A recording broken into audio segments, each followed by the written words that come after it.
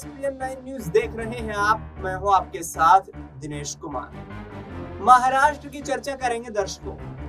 महाराष्ट्र की राजनीति में पिछले 5 सालों में आपने देखा है कि जिस तरीके से कुर्सी को पाने के लिए सियासी उठापटक जारी है, उसका सिलसिला रुकता हुआ नजर नहीं आ रहा। वो इसलिए क्योंकि महाराष्ट्र में 5 साल का वक्त गुजर चुका है और 5 साल का वक्त गुजर जाने के बाद भी अभी तक राजनीतिक अस्थिरता बनी हुई है।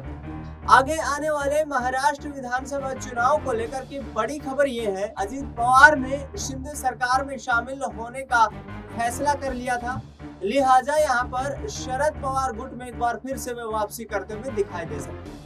इसका प्रमुख कारण यह है कि अजीत पवार की सियासी भूमिका को लेकर आरएसएस बीजेपी के पक्ष में नहीं है, यानी कि आरएसएस का साफ तौर पर यह मानना है कि अजीत पवार विपरीत विचारधारा से संबंध रखते हैं और ऐसे में बीजेपी के साथ मिलकर चुनाव लड़ना संभव नहीं है। ऐसे में आने वाले वक्त में महाराष्ट्र में बड़ा सियासी उलटफेर देखने को मिल सकता है।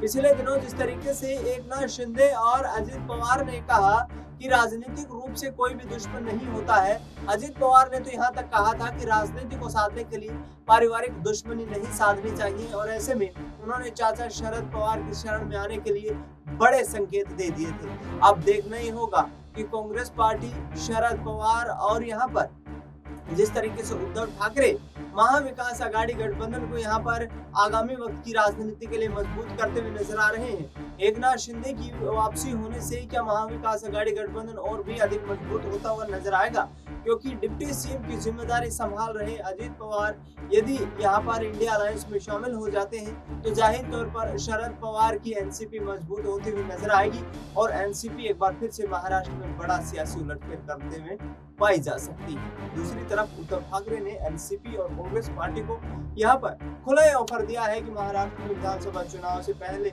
सीएम के चेहरे पर बड़ा फैसला करें। ऐसे में शरद पवार की तरफ से ये कहना है कि महाराष्ट्र का विधानसभा चुनाव बिना सीएम फेस के ही इंडिया गठबंधन लड़ता हुआ नजर आएगा।